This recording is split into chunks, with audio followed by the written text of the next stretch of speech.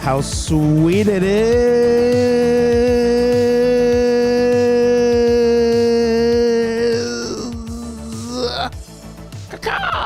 to be loved by you nerds. What is up? It's me, buddy pal. It's me, your buddy pal, HeyArcher. Welcome back to HeyArcher Live here on Nerd Affiliated.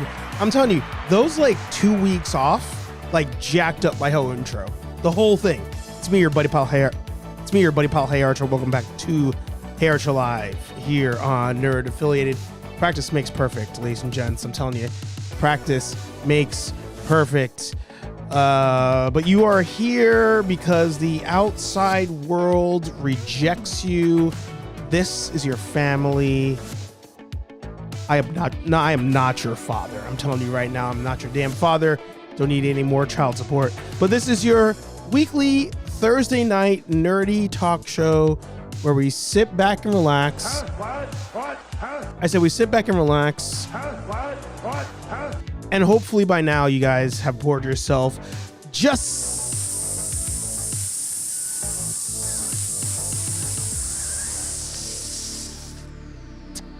a little bit of, more specifically, vodka, whiskey, beer, tequila, more beer, more vodka, more whiskey, and more beer.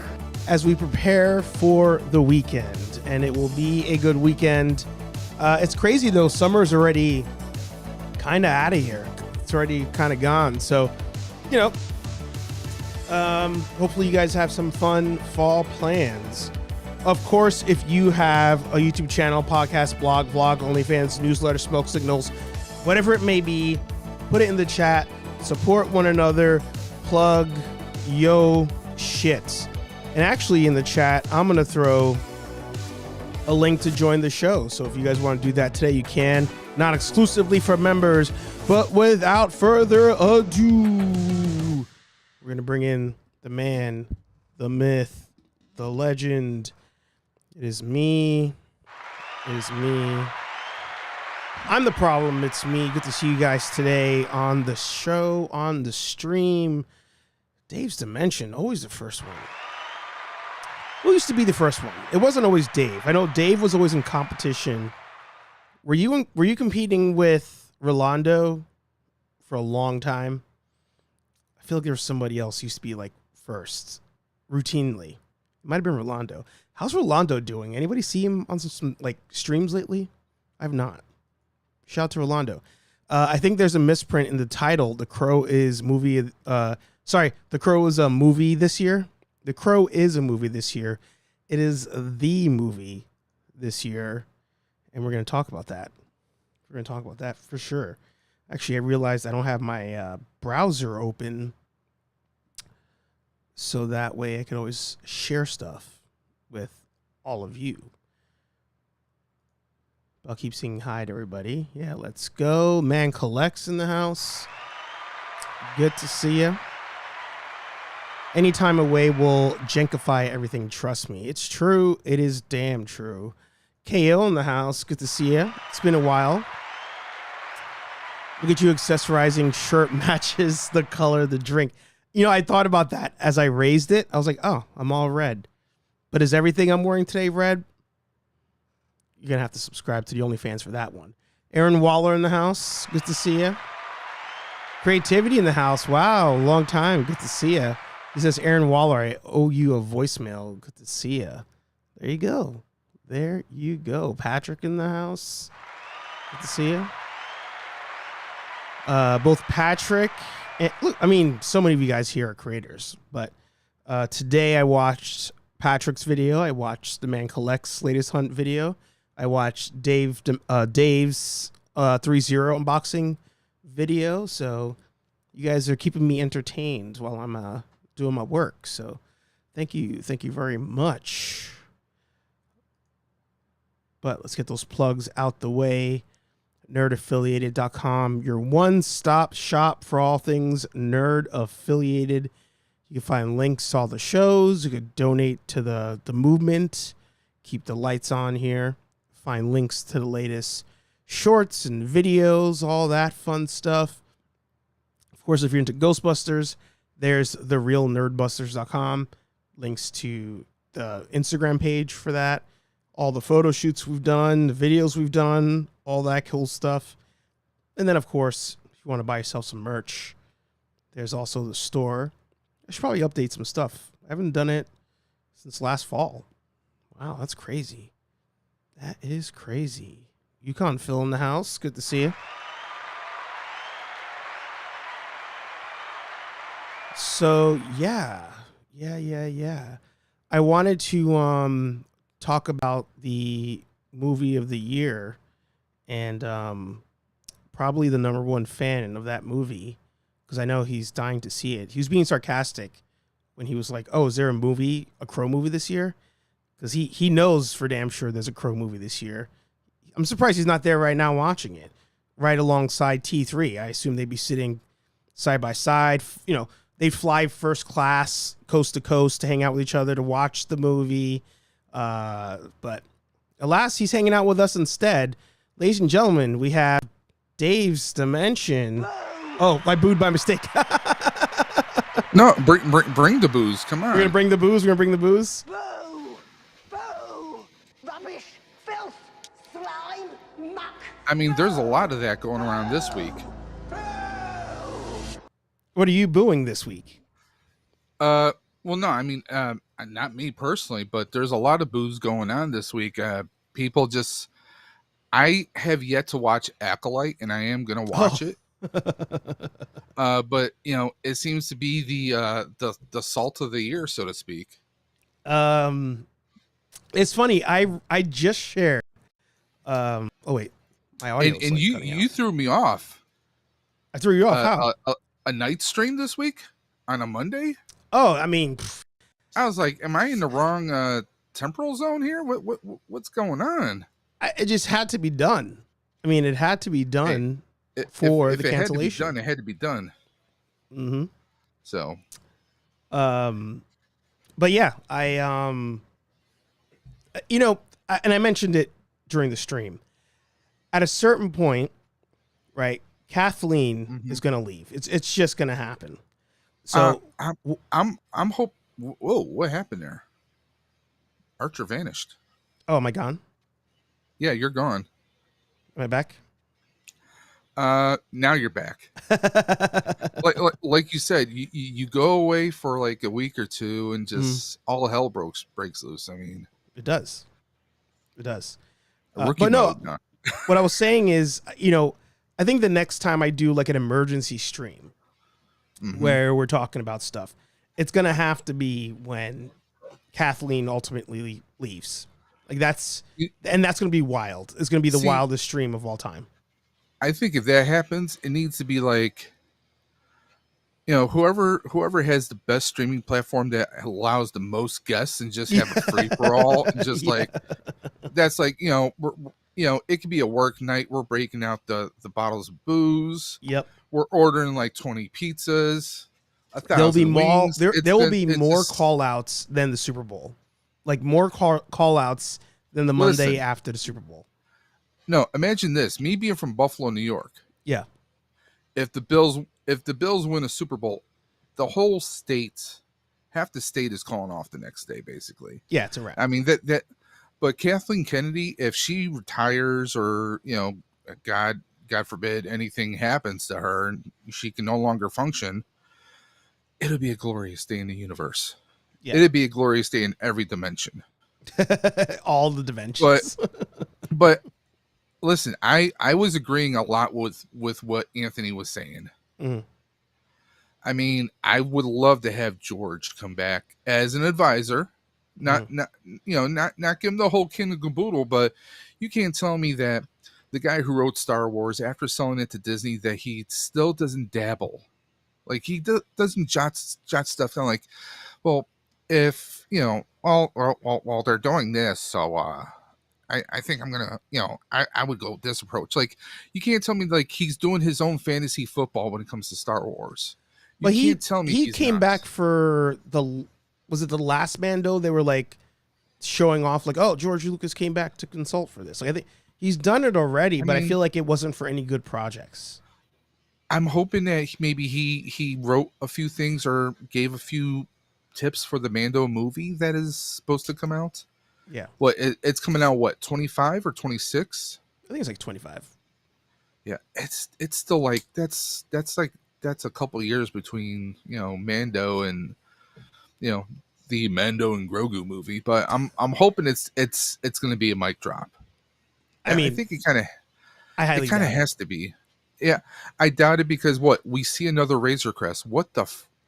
Yeah. Oh, Hasbro, you get another run at the Razor Crest HasLab. Yeah.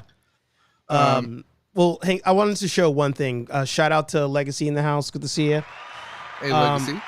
I wanted to show this post. It came out 2 hours ago from Manny, who was the stranger on the show. Okay. And I've been listening to a lot of John Campia. Like just I'm listening to a lot of John Campia. See, I can't freaking say it. Campia. And he made a good point and I don't always agree with what he says, but he was like, it kind of sucks that we're at a point where people are happy when something gets canceled because for two reasons. One, if you don't like it, you shouldn't take that from other people who like it. But two, there are people that are also, these are their jobs, right? So it's like we're cheering for people to lose their work. But I feel like the rules of engagement here, it gets muddy. Because even with Manny here, like, I liked him in the show. And when you eventually watch the show, he's probably going to be the only highlight to you. And it's not even that he was awesome. And I've heard that. It's so bad of a show. That. Yeah. I mean, but here's the thing. I mean, I get that from core Star Wars fans. Yeah. They rejoiced at the cancellation. I saw Theory's done a few streams and videos, and I think for the most part he's been pretty fair. He's not like burning it in effigy, but obviously Star Wars fans, it didn't resonate with them, so to speak. At least that's my gathering. But I've seen a lot of bashers, and I can't say that it's not warranted because I haven't watched it yet, right? But I saw a post literally 2.5 hours ago on Facebook. One person was posting, and the Quantum Leap revival obviously was canceled this past year, and they were saying, "Oh, Quantum Leap 22 was canceled. Acolyte is canceled. When are these media companies going to realize you can't be woke?" And I'm like, what does woke have anything to do? I mean, I haven't seen the stories. It has changed. The meaning of that word has changed so much over the last couple of years. I mean, it's woke had a different meaning, and I think people are using it without actually understanding the true context of it. Yeah. But in all honesty, even though I haven't seen the show and I really can't talk a whole lot to Acolyte, I can say this. You tell me how many out of all the TV shows that are created each year, out of all the shows that are created each year, how many have a banger first season? X-Men 97, I can't say because that's a continuation of the original cartoon. Yeah. And it hit, and with that, I mean, they took the pre-existing characters and storylines that we loved as kids. Yeah. Right? And they cranked it up to 11, and they kind of wrote it knowing that we are all grown up now too. Yeah. Right? But and actually, to briefly interrupt, was X-Men, I think I grazed over this before. Upon finishing the show, was it actually a continuation? Because I feel like when you watch the last episode of the OG show, where that leaves off, it's not really where this picks up. So I feel like it's the same cast of characters. But I feel like storyline isn't completely linear. I feel like they almost like cheated a bit. I'll say this. It's probably, let's use the term that everyone likes to play around with now, multiverse.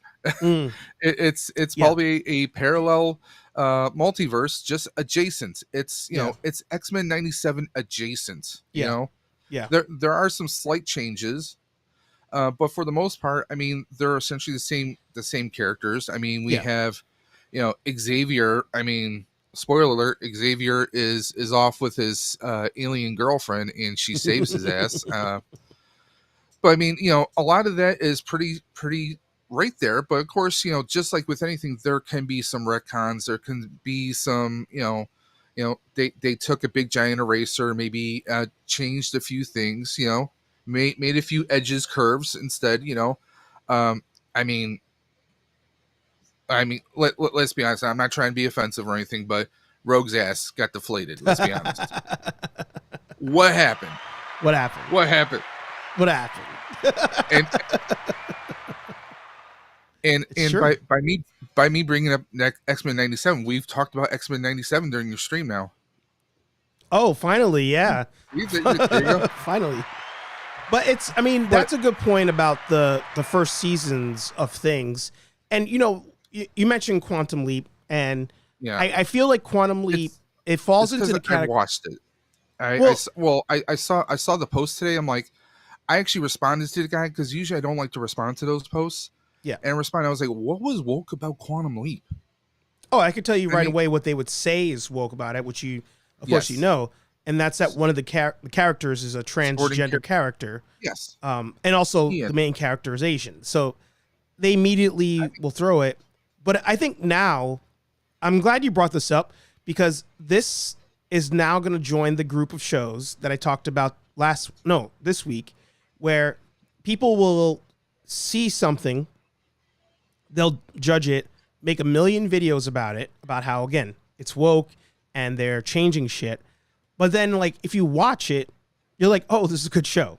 Like, they don't get to the point of even trying the show. It's going to be something in retrospect that I think people, later on will like, oh, it could be one of those things where a show missed its mark by maybe being around a couple years too soon. The original Quantum Leap was kind of that vein. It had a continuous story arc, him trying to get back home, with mini arcs here and there. I mean, they addressed, he leaped into someone who was who had Down syndromes, but they used the term mentally retarded. Yeah. Not once but twice. He's leaped into women, so he was cross-dressing. Yeah. He dealt with segregation. Yeah. Being a white man leaping into an African American in the 50s mm-hmm.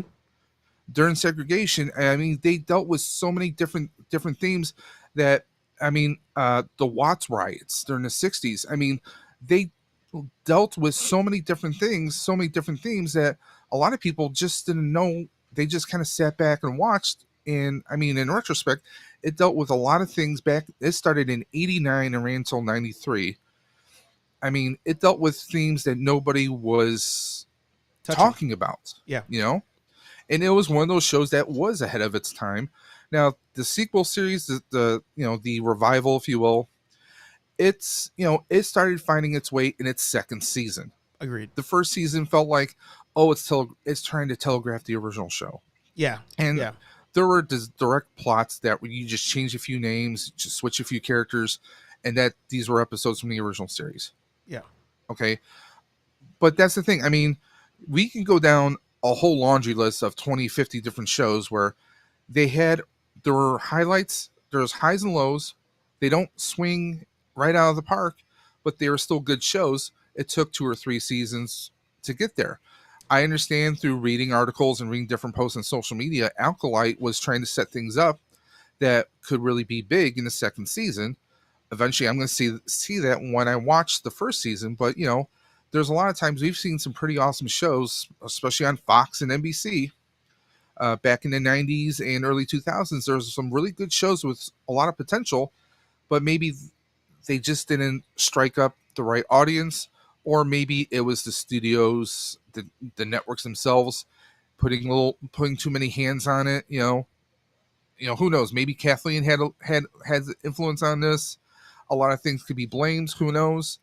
But this one, I will blame one thing instantly on the show, and now I'm curious to see your thoughts because I'm hoping you watch it straight through. It doesn't have to be one day. Oh, I plan to binge it over a weekend. There you go. I think that's going to be interesting to see your thoughts, because this show, honestly, if it was not maybe a movie, but like a 2-parter or something, like I think people would have actually liked it, because the story would have had to have been like a tighter story. And this is a scenario where I blame streaming. I blame and Patrick says there, he didn't watch Quantum Leap because there's too many apps, which I agree. It's at a point where I'm not even watching half these apps anymore. But with this show, I like when the stranger fights the Jedi, it's a high. Like that, people bitch about it, I think only because it's fun to complain. It's like, people hate Nickelback because it's fun to hate Nickelback, but they're actually good artists, But in this scenario, people were bitching about the lightsaber fight, and I'm like, the fight's really good. And the idea in this story is decent. If it was just a 2-hour movie, we probably would have been like, oh, I can't wait for the next one, to be honest. I mean, why not? Why not break it up into like a Matrix style thing? Or you know, like it is a trilogy. You're doing a succession of movies. Yeah. I mean, that one thing that I like that is kind of against the grain is like Paramount Plus. Like when they're doing with the Star Trek shows, they don't just drop a season all at once. They don't split it in 2 halves. They'll do it every week, like a regular TV show. Yeah. So you get that, you get that taste, you get that dose, that fix, if you will.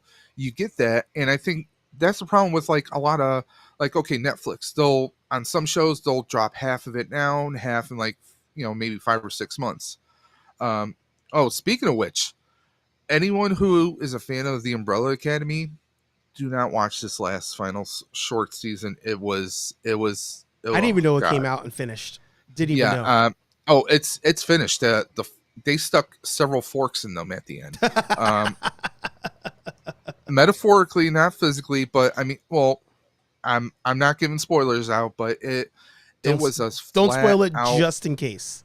Just in case. It was a flat out disappointment. And that's all I'm going to say. It's a flat out disappointment. That show goes down on the list. There's a lot of lists today. By the way, shout out to Great Scott Prop Shop. Good to see you. Hey, Great Scott. That show goes on a list now of like banger first seasons and like the worst endings ever.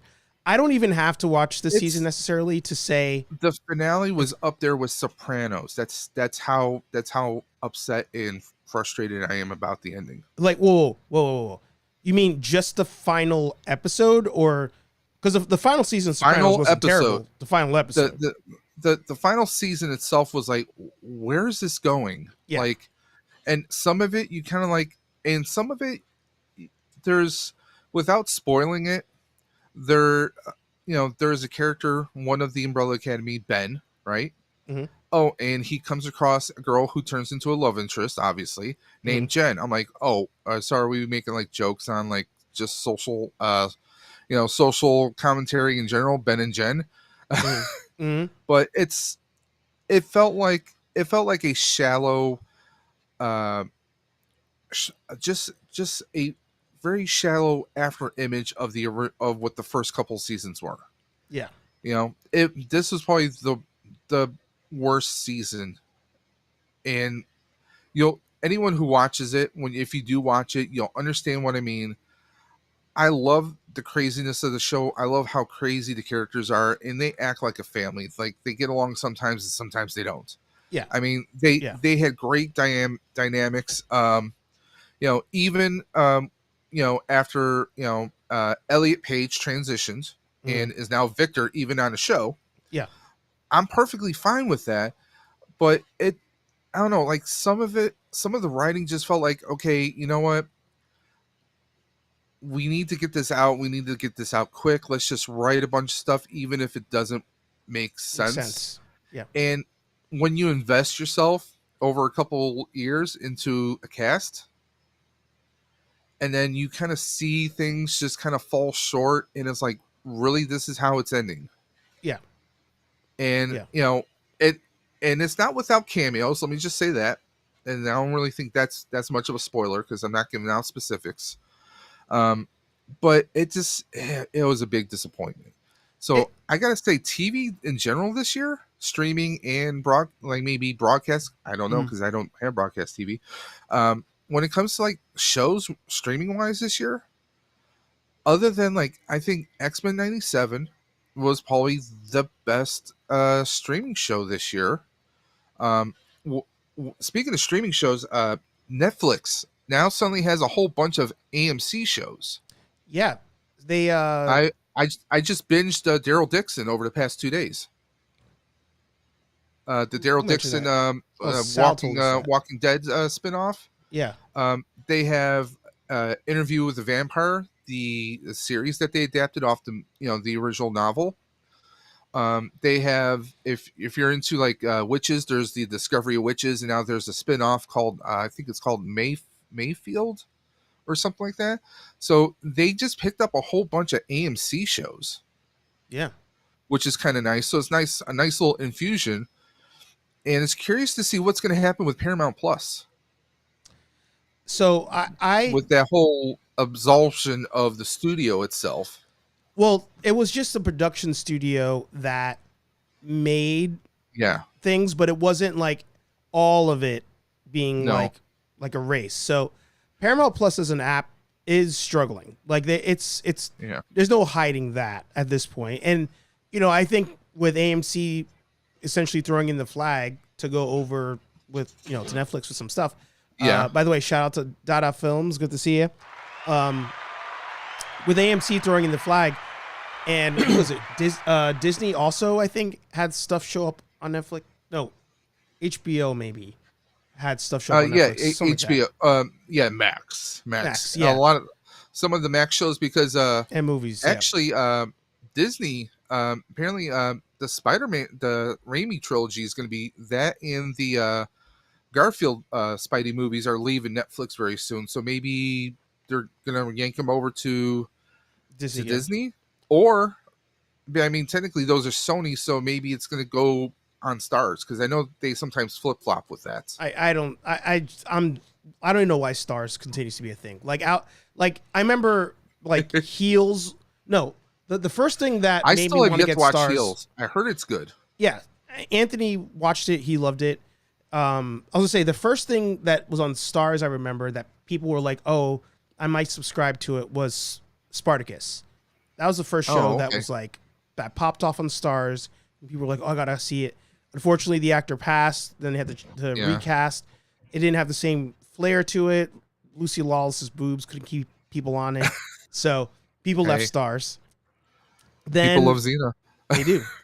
Then you had. My dad used to love Black Sails, the pirate show that they had on there for a good minute. Was that on Black Sails? It goes back quite a few years. I remember there was like a maybe 6 or more. Black Caspian show? No, was this on Stars as well? Also Outlander was Stars. Yep. My wife's a big fan of that. Well, I was going to say Power. Power was the one that really did a huge push. Power 2. Yeah. I mean, whatever. Are they on like the 3rd or 4th one now? Yeah. Yeah. Wait. What? Let's go back a second. What was that pirate show on CW in New York? I don't know what it was up there, but because you had like Xena, Hercules, right? Then eventually we got like Cleopatra 2049. I don't remember a pirate show. No, there was a colonial show with Bruce Campbell, Jack of all trades. Maybe you're thinking of that one. No. Because there was because he was all in the colonial bar. Yeah. Yeah, Jack of all trades. I'm a Bruce Campbell fan, so yeah. Yeah. Plus, yeah, they had plenty of cleavage on there too. Yep. Oh, hey, hang on. Let's see here. Nickelback sucks.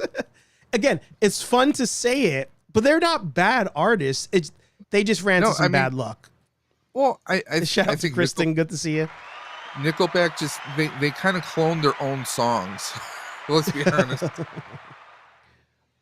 Hey, let's try this song with these lyrics instead. It's the same thing, basically.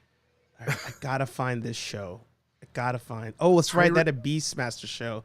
That was on like UPN. Yeah, there's a Beastmaster show, of course, Briscoe County Jr. Oh, I mean, a Briscoe lot, County, yes, yep. yes. I Andromeda. love that Oh, show, was sci-fi. honestly. Andromeda was good because that was actually based on stuff written by Gene Roddenberry. Yes, Because they did a few TV shows. They did that, Gene Roddenberry's Earth Final Conflict, which is actually a pretty good show. Sliders. In fact, I'm tempted to get his autograph this weekend. John Rhys Davies, who played the professor on Sliders. Oh, he's going to be at Going to be the at Fan Toronto. Expo. Wow. Yep. They got a few people, but what's sad about that con is they've had 12. Well, they've had technically 11 people cancel and one person pass away. So that's 12 cancellations. Who passed away? Shannon Doherty. Oh, yeah. She was going to be doing photo ops with her and her former Charmed castmates. Yeah. And also, what's his name from Beverly Hills 90210 who played her brother? He was going to be there, and then he canceled. Obviously, because, well, who else would be? It was going to be like him and her. So, but yeah, I'm trying to think what was there a pirate show back then?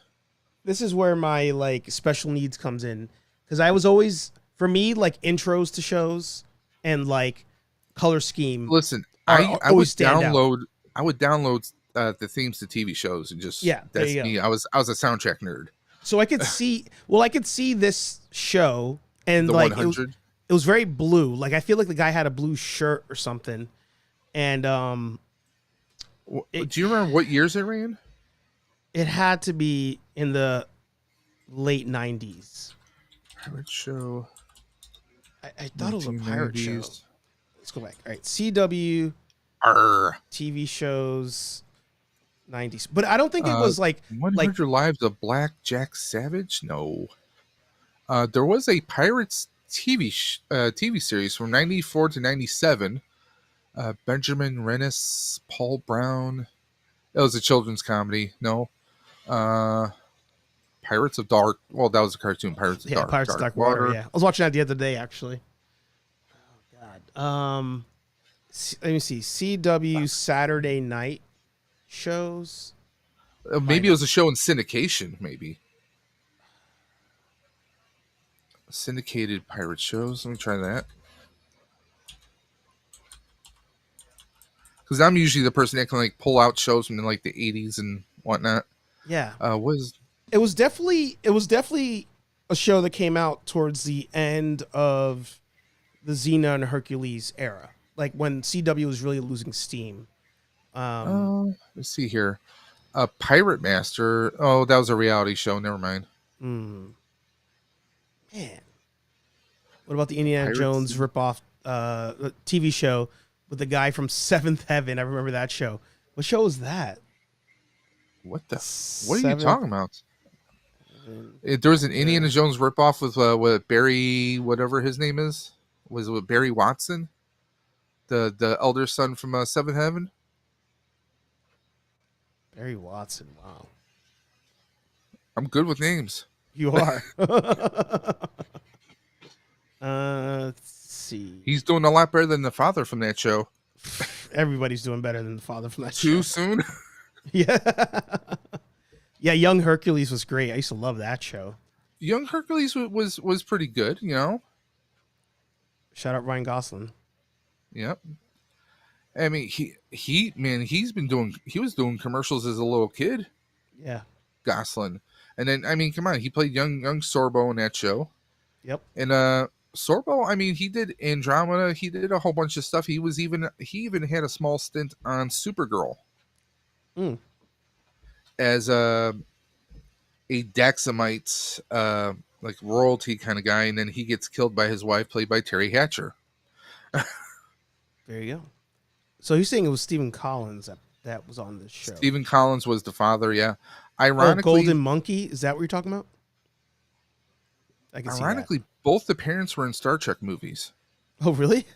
The mother was Shatner's love interest in Star Trek IV: The Voyage Home. Yes, that's right. And yeah, Stephen Collins was Commander Decker, who was supposed to be Captain Decker, but Kirk took back the Enterprise and he got demoted. But then he winds up hooking up with the bald alien girl who they wind up merging with the motion computer. picture. right? Yeah, in the very That's first one. right. So yeah, Yeah. Wow. I'm a nerd, guys. It's true. It's damn true. Wow, I forgot about this show, Big Wolf on Campus. Shout out to Aaron Waller for that one. Wow. That got 7 I don't seasons. think I ever saw that. Holy shit. Big Wolf on Campus. Yeah. Okay. Was that like a? Oh, now I remember that show. Yeah. I remember that show now. 7 Because was it at seasons. UPN? I think so. I'm gonna go UPN on this one. Oh no, ABC. I mean, ABC Family. That was ABC. Jeez. It may then, have of course, depended on. You Go know ahead. that show probably got us Teen Wolf on MTV, possibly. Yeah. You know, sometimes you get like these really bad kind of shows, and then you get someone else who kind of makes a clone of it, and it winds up being much better. Yeah. Buffy was the show I really wanted to watch, and I couldn't. I wasn't allowed to watch it. So then when Angel came out, I was able to sneak that show because my parents didn't know about Angel. And backpedal it. Yeah. Actually, the same went for Hercules. I was not allowed to watch Xena. I could watch Hercules though. Okay. And then when they got to the story arc where Xena and Callisto switched bodies, I was able to sneak it through because they didn't recognize Callisto as a character on the show. So I was able to sneak that one through. Do you know who was on both TV shows back in Bruce the day? Campbell. Bruce Not Campbell, just Bruce Carl Campbell. Urban. Carl Urban and what's his name that plays Homelander. They were both on those shows. Yeah. And that tells you how old Homelander is. Now, like, damn, bro. And you're never too late to finally make it. I mean, he's huge. Yeah. Now. I mean, look at Carl Urban. I mean, he had a lot of small bit parts until like Doom and I actually liked him in Red, the first Red movie with Bruce Willis, and that's a comic book movie. So Warehouse 13, I forgot about that show too. Speaking of you mentioned Buffy and Warehouse 13, Felicia Day is going to be at the con this weekend too. Nice. I'm tempted to get her. There's not that many people I want to get autographs of. Is it? You said Danny Toronto Trejo. Fan Expo. Fan Expo Canada. Yeah. Why is my thing not working? What's happening? Fan Expo. Yeah, but Buffy was one of those examples where the TV show was even better than the movie. Yeah. For the most part. I mean, come on. I mean, the best part of Buffy the Vampire Slayer, the movie, was Paul Rubens dying for like 5 minutes. Yeah. I forgot all about that movie. I want to get Marissa Tomei's autograph, but she's kind of pricey. You know, it's become a real racket. It's one of those where like, $120 for an autograph, $150 for a photo. And if I bring something, it's like $150 for her to sign. Well, that's the. I'm like, what is wrong with my mouse? That is the problem with Fan Expo as a whole. Like Fan Expo is a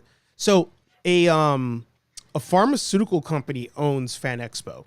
I'm not they surprised. they bought a bunch of cons, put it under the Fan Expo. Yeah, and they just like it's a moneymaker. They're just like that's just a thing. Oh yeah, it makes money, it does whatever. But I feel like they've really like exaggerated or inflated the whole celebrity op thing because they have the funds to get the big stars. Well, but because of that, the big stars are also charging all the money for an autograph. Scroll to the bottom of their page. Scroll all the way down. You'll see all the cancellations. Oh, Frax, he backed out too. Wow. Frakes. Yep. Keith David. Oh man. Yeah, I wanted to get his autograph. I was actually going to purposely buy a Spawn toy so I could have him autograph it. John Cleese, Alan Tudyk is him and Holly Marie Combs are apparently both like having a flu or they're not well, so they're opting out. I understand that completely. Yeah, but like, look at all those people. I mean, with the exception of Shannon, that's at least 11 people who canceled. I think this is normal for a con that you have a lot of cancellations last minute.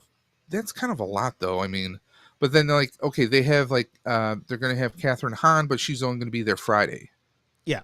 for Yeah. Agatha Explains It All.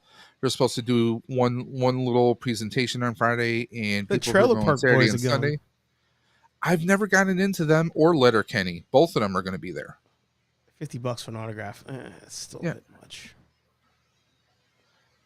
I mean, I'm just not into it. They're actually going to have all the Blues Clues hosts there on Friday, and then the old G Blues Clue host, he's going to be there Steve, the yeah. entire weekend.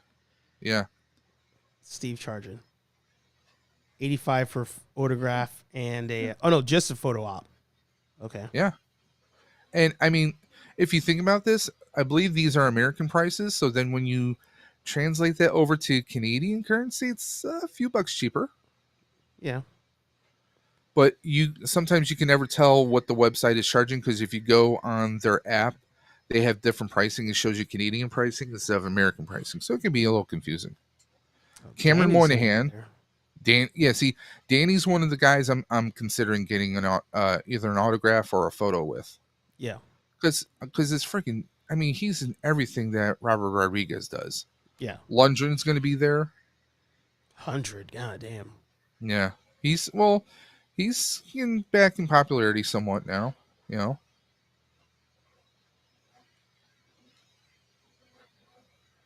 a lot of Obviously, people. they the only reason why he's what's his name is there from Gotham is because his wife's going to be there. Yeah.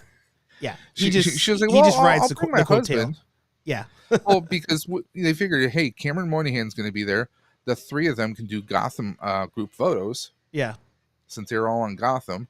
Yeah. I am curious about getting her autograph. Gina. Yeah, because my wife is getting a Marina Baccarin, Vanessa from Deadpool. That's the reason why we're really going, is her. Oh, interesting. my wife loves Deadpool. She's even doing the Deadpool cosplay. So there's that. And I'm like, I don't know, like, tempted about getting Gina Carano's autograph, because I'm not a political person. I have no political views.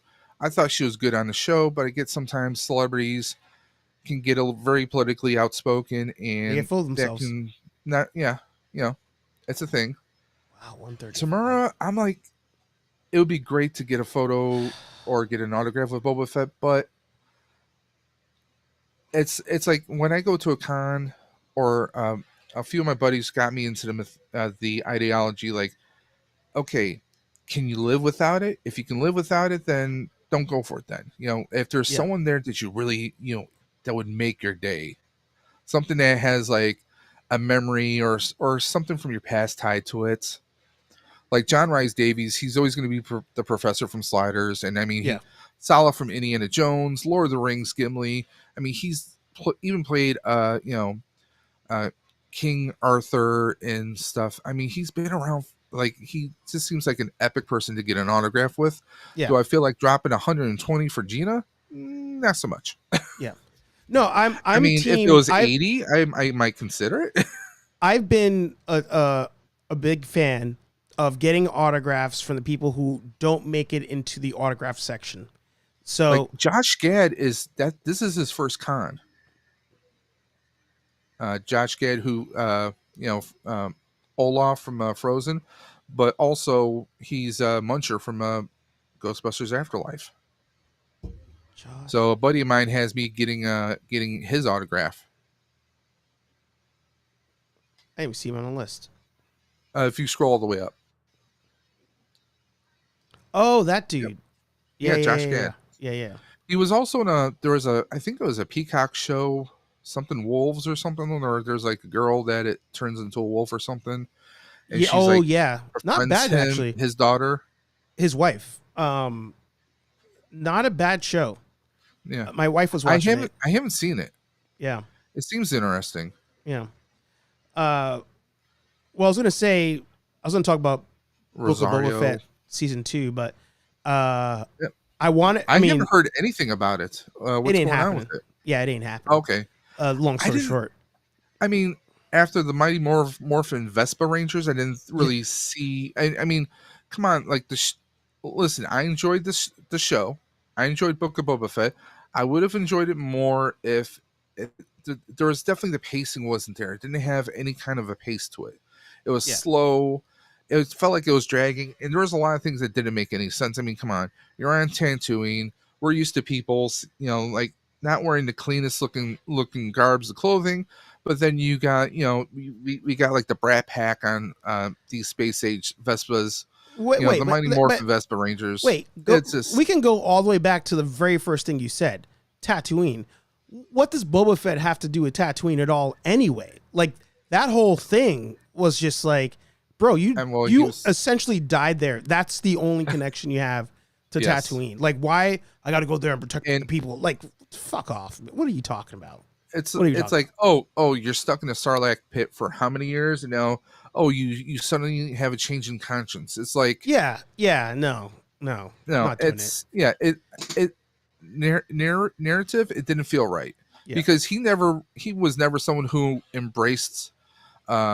He never fully embraced, the Mandalorian creed or anything. He was just he was just a freaking clone of his dad, and he just wanted his armor back, and he's just, when it comes down to it, he's a bully. And let's be honest, the highlight was when we got Mandalorian season 2.5 when he shows up for like an episode and a half. Yeah, and it was freaking Grogu that kind of like calms down the Rancor. I mean, come on, it was supposed to be Book of Boba Fett, and now it's like, we get Mandalorian season 2.5, and well, he gets mad about that because he's like, that they like stole my show by bringing Mando in, and like, bro, nobody would have cared about your show if they didn't bring Mando in. Like, that's just, it's so irrelevant. It's so irrelevant. I want to say hi to a couple people who dropped in while we were talking. Again, Kristen in the house, good to see you. Rex in the house, good to see you. Louis in the house, good to see you. Ghost Quest in the house, good to see you. Shout out to Sequest for all the nerds out there. But we that was a good show. We got to go back to it. We got to go back to the very reason this stream even exists, and that is to honor the movie of the year, The Crow. The Crow. It just dropped today. It is the movie of the year. And currently, there it is. Look at that. Right there on screen. He's got his Brandon Lee Crow figure. My neck of Brandon Lee, Yeah. Mega Demon in the house. Good to see you. But let's look at the Crow reviews that have just unlocked as of 2 hours ago. We are... Oh, wrong screen. We are at a nice 13%. Just going to refresh it real quick. Yep, still 13%. I mean, now, in this day and age, I think you have to wait several weeks to give it a proper judgment, movies. Because, I mean, think about it. People don't we don't flock to the theaters like we used to. Well, here's where I'm going to disagree slightly. Okay. Normally, before a movie comes out, you have a huge press run to really like push this thing, really get people hyped for it. They fooled me with Furiosa. I actually thought, I was like, oh wow, is Furiosa actually going to perform well because it's like everywhere? No, I haven't watched it yet. It's terrible. How was it? I made it a quarter of the way through and I was like, I can't do this anymore. So I changed it and I watched Prometheus instead. But the Crow they've been silent on this movie for the last like 6 months. So that's not a good sign. So, we're all like, whatever, it's going to come out. People will see it. In case anybody doesn't know, and I saw this on John Campia's show today. In case you didn't know, most movies, what they do is they'll do early screenings and they'll trade you something. And the trade is you come in to watch the movie, but you cannot drop a review until X day and time when the embargo lifts, and then you can review it. Same thing goes for tech reviewers. Like, if depending on what you follow on YouTube, let's say you follow a bunch of camera reviewers, there'll be a day where you're scrolling your feed, all of a sudden 6 reviewers at like the same time drop the same next month camera you're going to have the new iPhone that comes out. You're going to have exactly. Jay's 2 cents. You're going to have iJustine. You're going to have every right Marquez. You're going to have all of them with the same review. They're going to have it in hand, but they have to wait until a certain point before they can drop the video. Yeah. And So yeah, it happens in movie and TV as well. People get to go early, write the review, record their video, and then at a certain time you release. Normally, from my memory, reviews start to drop like the Tuesday or Monday before something comes out. They embargoed this movie until 7 p.m. Eastern today. So early viewings probably started around 5 or 6. So maybe you're like, oh, I'll go see it, but I'm not seeing anything online about it. No, it's because they refuse to let you review it until this evening. I mean, are they hoping that, the silence will somehow work in their favor? I mean, nothing against this poster. If it was anyone else, I would think this looks like an amazing poster. However, the problem is, I look at this, I do see a dark Pennywise. I mean, you can't help. I mean, look at it, the eyes, the way his face is shaped, and the paint. I mean, I'm sorry, he just looks like a shadowy version of Pennywise in the poster. I mean, I saw a meme that said the Crow is RoboCop for goth kids. I mean, it's not necessarily wrong with that. No. I know some people might think I'm jaded because, he's just a Brandon Lee fan. I am. However, I also watched the TV series that was in like the late 90s with Mark Dacascos. Yep. Stairway to Heaven, and I saw the other movies. Crow, there was a City of Angels, and even the really bad one with Edward Furlong, and there was one with David Boreanaz, actually, and Tara Reid. So, I mean, I've watched all of them, and I even know of the very long-running comic book series with different iterations of the Crow through the centuries. So, I mean, we know he's Eric Draven, and obviously we don't expect him to be an exact clone of the storyline they did with the original, but I'm very apprehensive about it. I could be completely wrong. This might be one of the best movies one of the best movies this year. I won't say it's the best movie this year, because we already know #LFG. We already know what the best movie of 2024 has been so far. It's Deadpool and Wolverine, just straight up. But like from the previews, like the trailers I've seen, personally, it just has me on the fence about it. It really does. Well, let's see what some of these reviews say here. So, right here you have a whole bunch of people who hated it, but I'm curious to see what the people who liked it said. Right? Is it just so I'm clear here? Tomato means they liked it.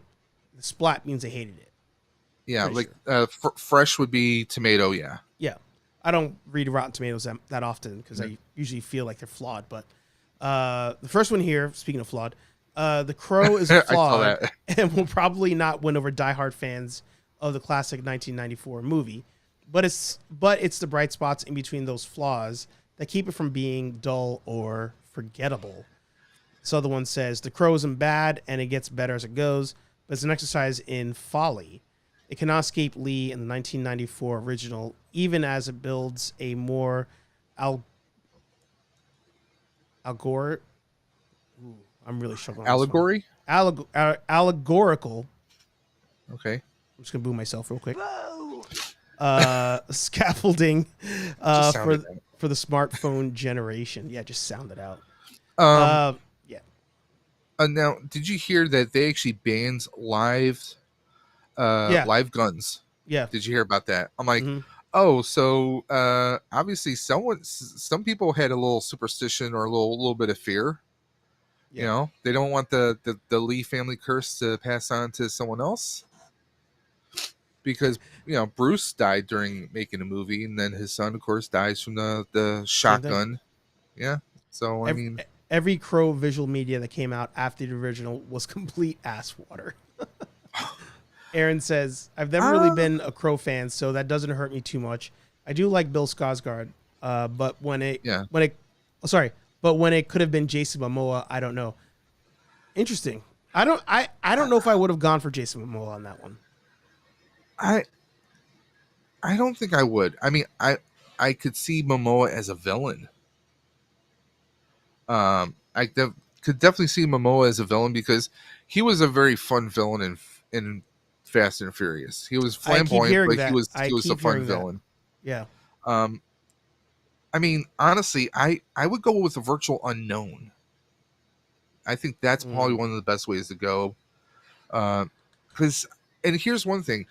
Back in 93 to 94, when they were promoting the hell out of The Crow, you cannot go to a comic book shop and not buy a comic book that didn't have it plastered on the back of the comic book, or there was a mention inside the comic book, like in the back of, oh, The Crow is coming out. Like that was the way that was like back in the day. It was word of mouth. That's how we knew like movies were, what movies were coming out. We saw them on the back of our like, oh, there's this thing called The Crow. And we saw this amazing silhouette of a crow on there. Like, oh, what's this all about? That's what got us hyped into this stuff. Yeah. I mean, I was in high school in 94 when it came out, and I saw it and I loved it in the theaters. Yeah. I think you had to be there to love the movie. And I know on a stream before people disagreed with it, but I feel like with The Crow, it sit well with kids that were in that, 12 to maybe 21, 22, like angsty phase. You're just like, grunge was like peak at that moment. I mean, the soundtrack. It was just, the soundtrack alone was just fire. It still is for some of us, Now, and I think Man Collects said he was going to unsubscribe from me, but now I finally watched it for the first time a couple months ago, and I was just like, I can't do it. Like the movie was just not for me, because I was like, again, I think you had to be in a certain mindset at a certain time to really resonate with the character and the whole thing. Yeah. I mean, by the way, shout out to General Kenobi in the house. Good to see you. Hello there. And Kenobi, man, you've been posting some pretty amazing photos, my friend. Kenobi dropped some coin over at Fan Expo. Yeah, he did.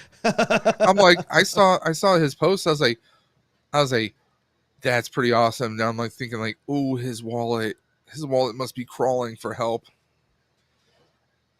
I didn't even see this one. Is this new?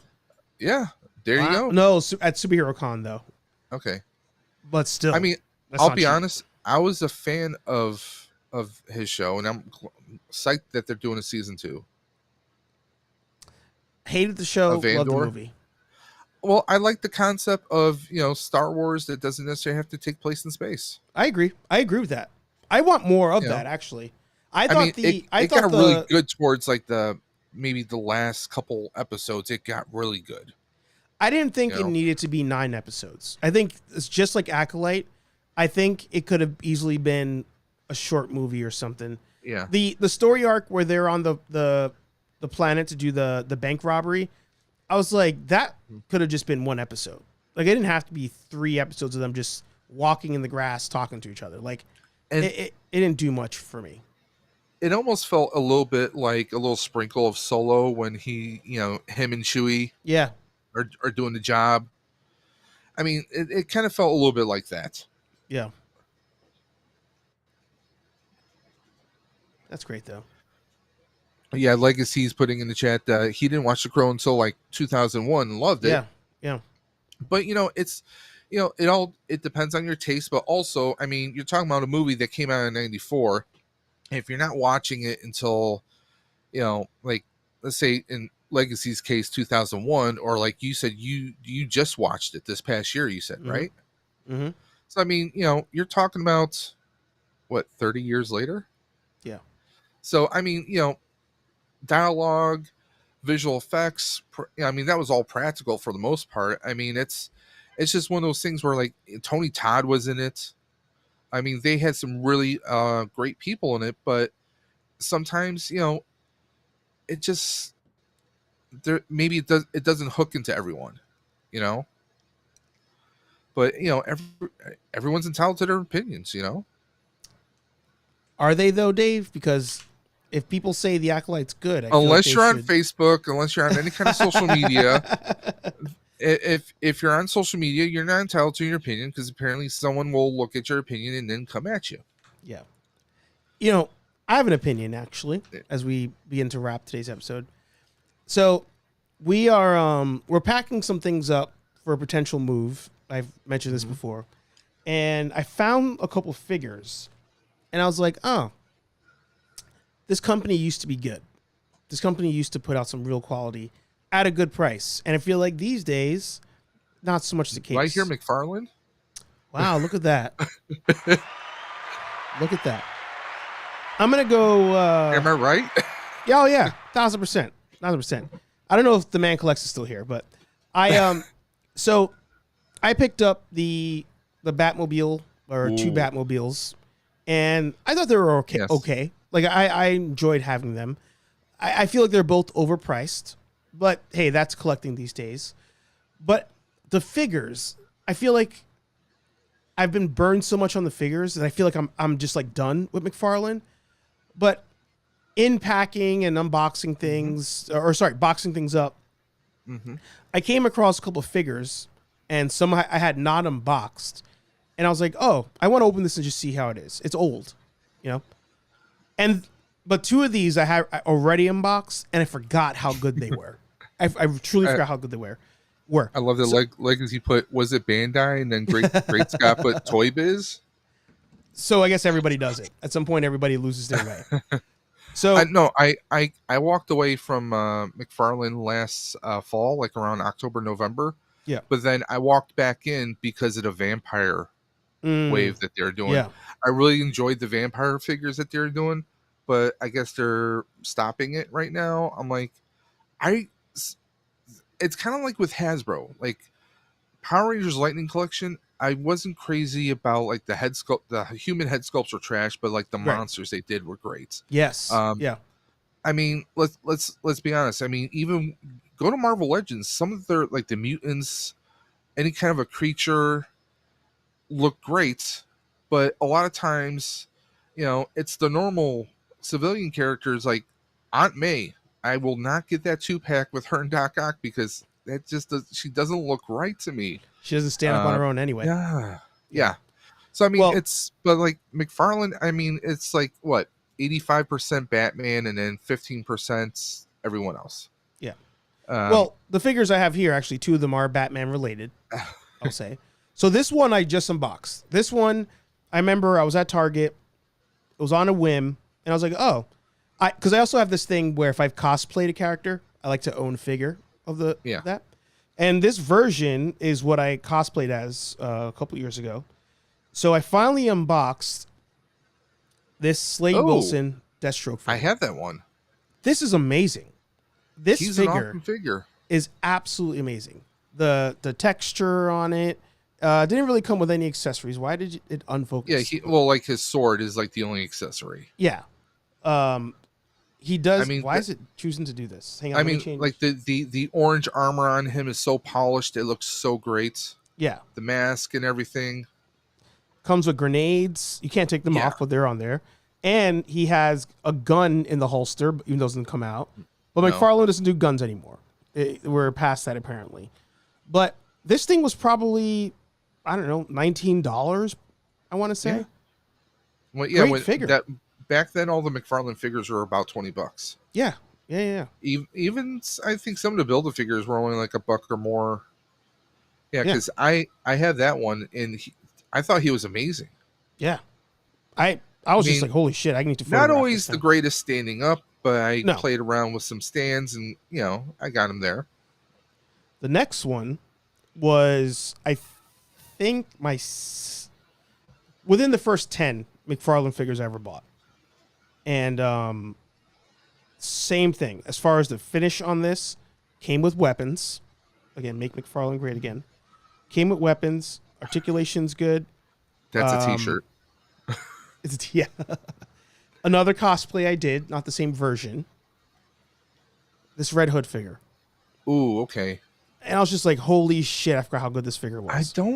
I don't have him. I have a different version of Red Hood. It is, this thing I believe was in the 2-pack with Nightwing, and the Okay. Nightwing was a red version. And Okay, again, I know the one the you're talking about now. finish, the Yeah, jacket, I mean- the guns, all of it just amazing for $20, maybe even less back then. I don't even remember. No, that sounds about right. Because I mean, that's probably maybe I want to say that's maybe 3 or 4 years old, probably. I want 3 to or say 4 this was years like ago. like I got it. I want to say during COVID or just before COVID, Yeah. something like that. Yeah, about that. About 3 or 4 years ago. 2020, Yeah. maybe 2021. So, But I mean, one time I was at Steel City Con and I bought a bunch of McFarlane's. The guy did me a deal. He was like, "Well, hey, we're selling them for like 25. I think 25 or 26 a piece." Mhm. He says, "Well, if you buy 3, if you buy 3, you'll get 2." Like he was trying to wheel and deal. It was the last day Yeah. of the con, so Yeah. I walked away with I think about maybe 6 or 7 McFarlane's. The one thing I'll give sometimes Todd is they're that really great. he tends to overproduce, which blessing and a curse, Yeah. depending on what your end goal is. But it helps you if you're a collector that he overproduces. But I just feel like the quality has really dropped off in the last 3-4 years. But this one was my first pickup, again, because I did a cosplay, not this version of it, but to think that I only spent $20 on this. I know for a fact I spent $20 on this one. It just blows my Ooh. mind. That's Absolutely one I never blows got my my hands on, and he was sought after.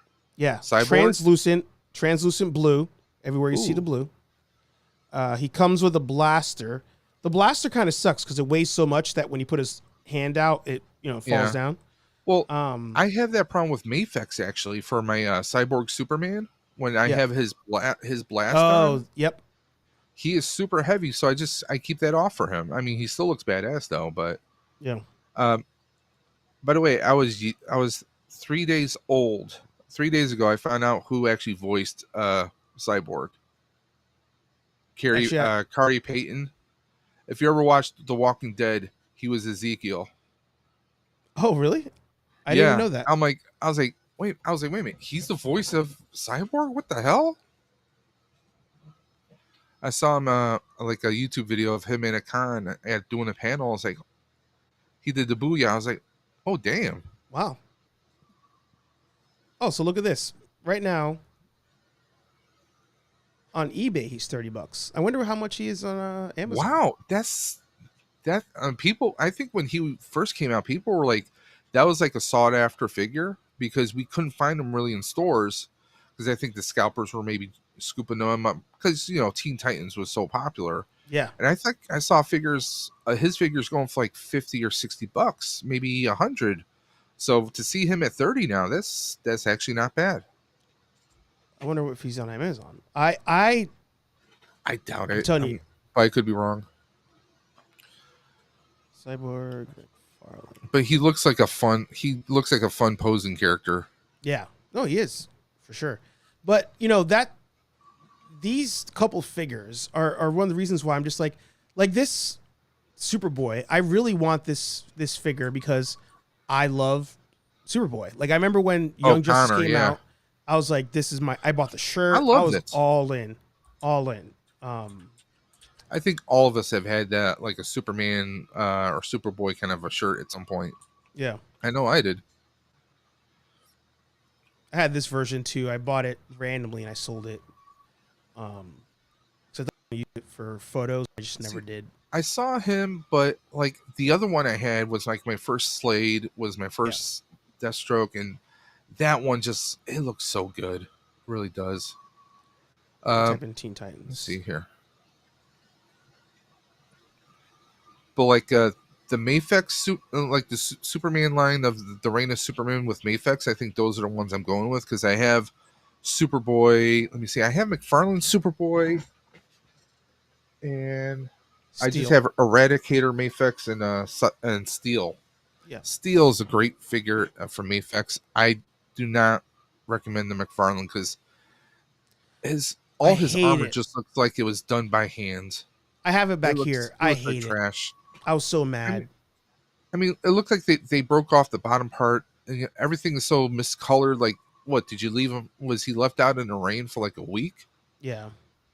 I mean, like the paint drips all over the place. I mean, it doesn't look good. Whoever thought that was looking good? I mean, what did you never see how, when things rust, they turn kind of a brownish color? I mean, if that's what you're going for, like a weathered look, you failed. Yeah. Lacey says, "Oh wow! Once the Power Ranger line ended, I haven't hunted more than Ollie's. Now I save money and getting some 3-0s. So funny enough, somebody No joke. somebody just No reviewed a joke. 3-0. Yeah. I did have to, the one thing I wish 3-0 would do is throw a stand in there, but I bought like one for like 17 or $20 on Amazon, and or you can go to eBay, and some eBay people have made some nice kind of customized for like, they have customized ones that show like a nice design with the Power Ranger coin of each Ranger, so you can get one in each color.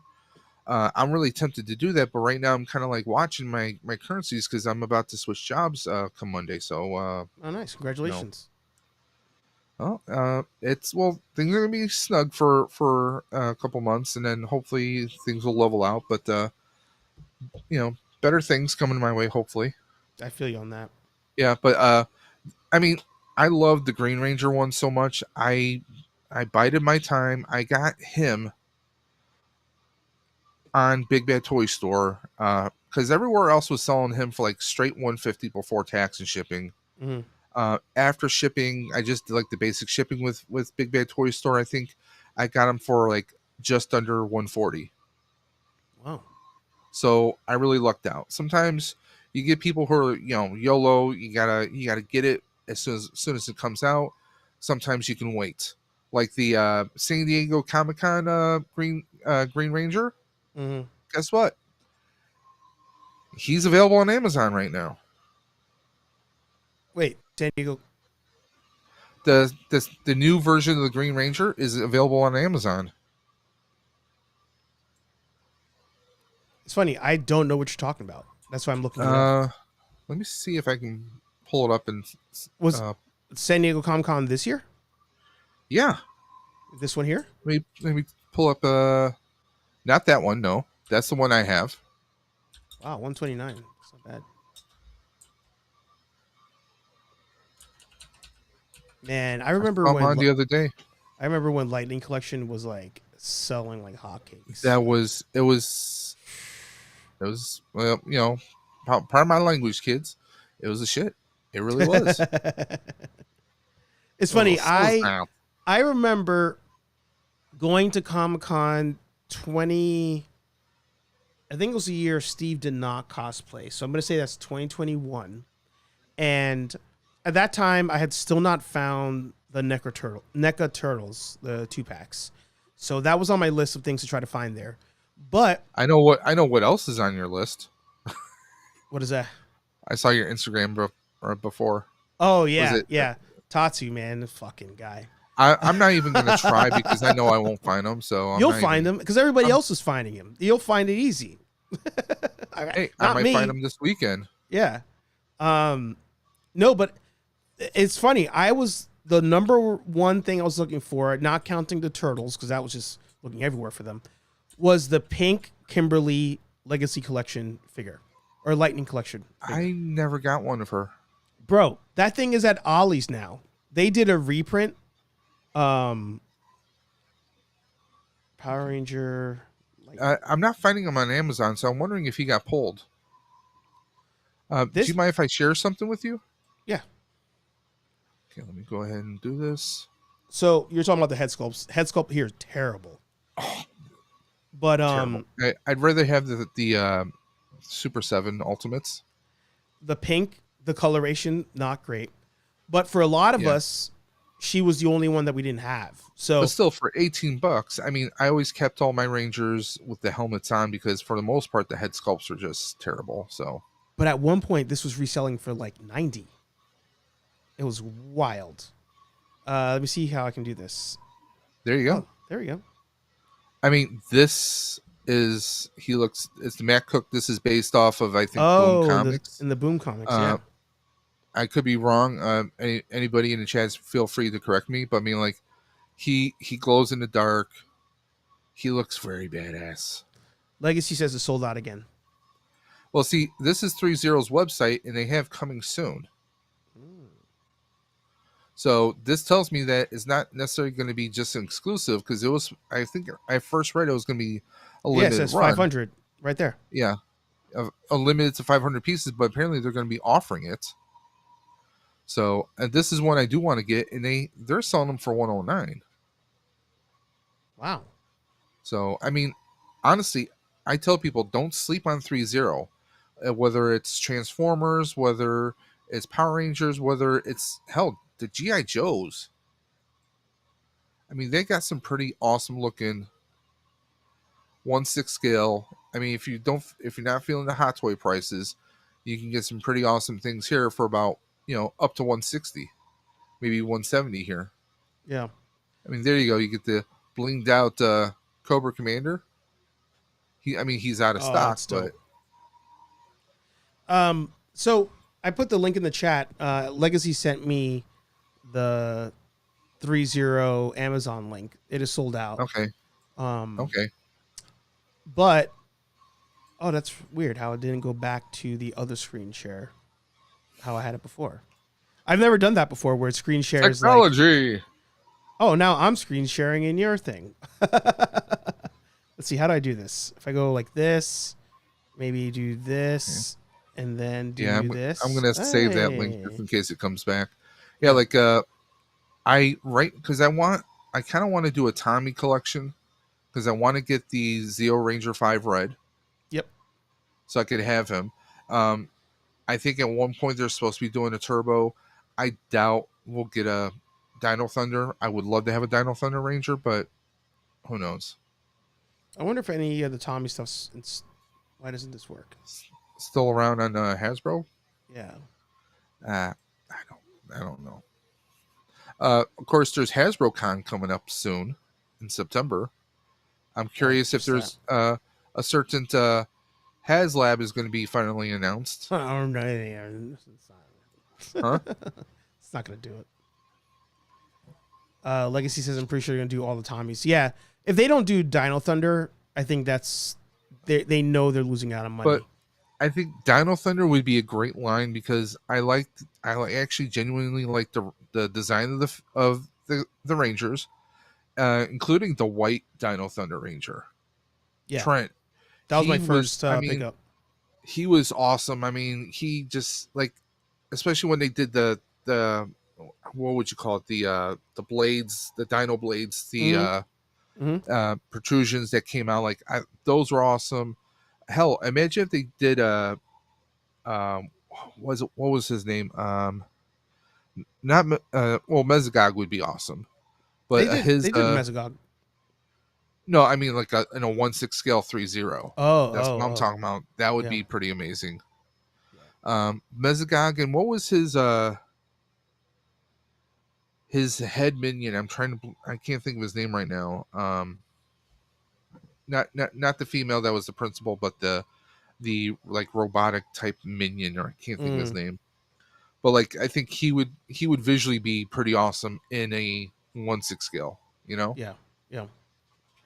This was dope. This was it's funny now I'm thinking about it. This, I believe, was my very first Hasbro purchase, like from the website. Do you know how I got that one? How? Little story. I bought the Andros Astronomer 2-pack. Yeah. And very poor paint apps. Mm-hmm. Okay. And I took pictures and I sent to Hasbro. Many apologies. And they said, oh, well, that's not in stock, but we're going to send you something of equal value. Apparently, they deemed the Lord Draken Evo 3 equal value, and I got that. Wow. And no, that's one box I did not toss away. That's impressive. I mean, that's a home run. So kids, if you get a poor looking figure that the paint apps are terrible, you got complaints about it, sometimes it pays to email Hasbro and they send you a little something. That's the thing. I knock Hasbro from time to time, but I've only had good experiences with their customer service. Mm-hmm. They actually replaced figures for me that were stolen from my package thief, and they didn't even question it. They were just like, "Yeah, here it goes." And I hate telling people that story because I don't want somebody to ever like try to take advantage. But I was shocked. I was like, "Oh my god, thank you so much!" Like, I thought I was just gonna get a refund. Well, ultimately, I mean, I get why you say that, and some people are like, oh, that's how this person gets figured. No, it's not how you get figures. I mean, it's a matter of principle. I mean, like Amazon, if my whatever I ordered, whether it's a figure or it's a computer part, and it gets delivered to someone else's apartment in like 3 buildings over, one, I don't know that's happened or where it is. Yeah. And 2, as a customer, you shouldn't have to hike and look at every single apartment and every single building to try and track your thing down. If you live in a neighborhood, you're not going to go walk up and down 2 or 3 blocks, check everyone's front porch to see if your item was delivered there. Yeah. It's a matter of opinion, or not opinion. No, you shouldn't have to do that. Now imagine if you're an elderly person or someone who has restricted mobility. It's they should be delivering where you tell them to. So it just so happens that sometimes Hasbro messes up, or you buy something at a Target, it's got terrible paint apps that you don't see until you open it up, especially when they did the windowless era. Sometimes it works in my buddy bought an Optimus Prime. It was missing the Matrix. Mm-hmm. Of course, they couldn't send him another one, but they sent him another another figure. Although, in my opinion, I think it was a downgrade. The Legacy Soundwave he got instead. Mm-hmm. So, I mean, it can be argued. Are you thinking of a new purchase? Well, I was going to ask you, quality difference, because you spent $150 on the 3.0. Between Hot Toys and 3.0, is there a major difference to justify the Hot Toy price, or does 3.0 make you say Hot Toys are super overpriced? And I put this up because it's 30% off, and I think that's a pretty good price. Yep, I figure I do. Hot Toys. Yep. Because you have both. Honestly, I don't know a lot of people who have both. I have both. Hot Toys the thing is with Hot Toys, you get so many damn accessories. Now here's another thing. Like, okay, you just scrolled past Night Monkey from Far From Home, right? What's the price for him right there? $310, but 30% off. Okay, $310, right? I found there's some reseller sites out there. There's one called StockX where you can buy like sneakers, you can buy electronics. It's kind of like, think of a hipper, nicer presentation version of like eBay, or Mercari. Okay, it's popular for sneakers. Yeah, I can get him for about $110 plus whatever their shipping and handling is, which might take it out to about $150, $160. Wow. Okay. Anyone who's seen my videos, I always say shop around, do your research. It doesn't hurt to, spend an hour or two looking around to see what other pricing you can find in the Facebook groups. But if you're asking me what's better, 3.0 is great if you're on a budget, and if you happen to be collecting Power Rangers and a few others, that's one I want. I need that one. Yeah. No, you don't understand. One, I have Endgame Cap. I have Iron Spider, so I need battle damage Tony Stark with the Infinity Stones. So yeah, that's definitely that's probably a grail. If I see that this weekend, I won't be held responsible. I just won't. I mean, I would buy this over all the autographs you plan on buying. Well, see, that's the thing. It's either I'm gonna get some autographs, or I don't know why, but I have Macklemore in my head now. I'm gonna buy some. I mean, I'm definitely gonna be keeping my eye out on figures first before autographs. Because honestly, like I said before, there's really no one there that I can't live without getting an autograph of.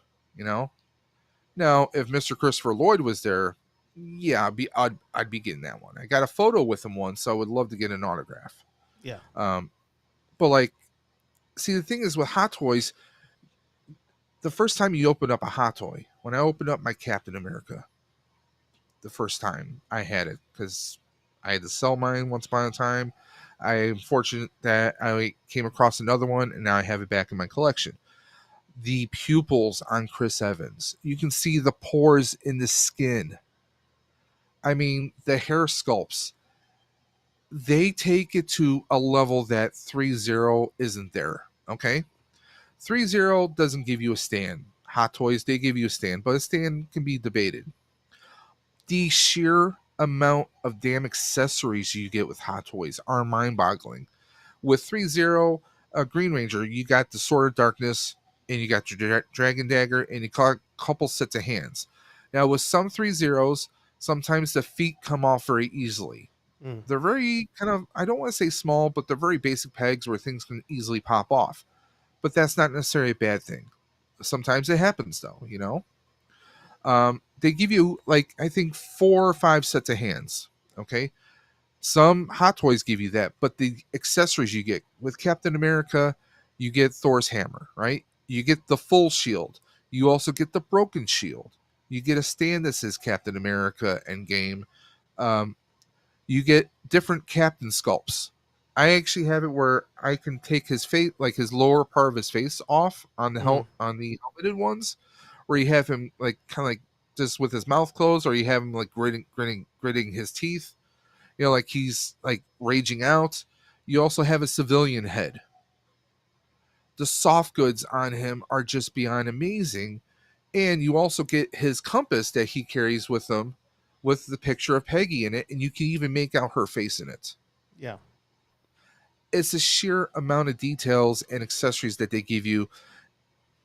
3.0 is great if you're on a budget and maybe you collect Joes. They've done some Rambos. They've done Ultraman. They've done some more anime ones. They're great. But when you put them side by side, it's... Yeah. You I feel mean, it. I actually have Green and White Ranger next to Cap and Iron Spider. Let me see if I can move my I'll switch the camera. GoPro. No, you guys, there he goes. So I have them all on one shelf right there right now. I have Flash with the 10th Doctor from Doctor Who, Green Ranger, White Ranger, Captain America, and then I have the Iron Spider, which, by the way, the Iron Spider, I friggin' love. The arms, the legs on it, ratchet perfectly. It's amazing. Yeah.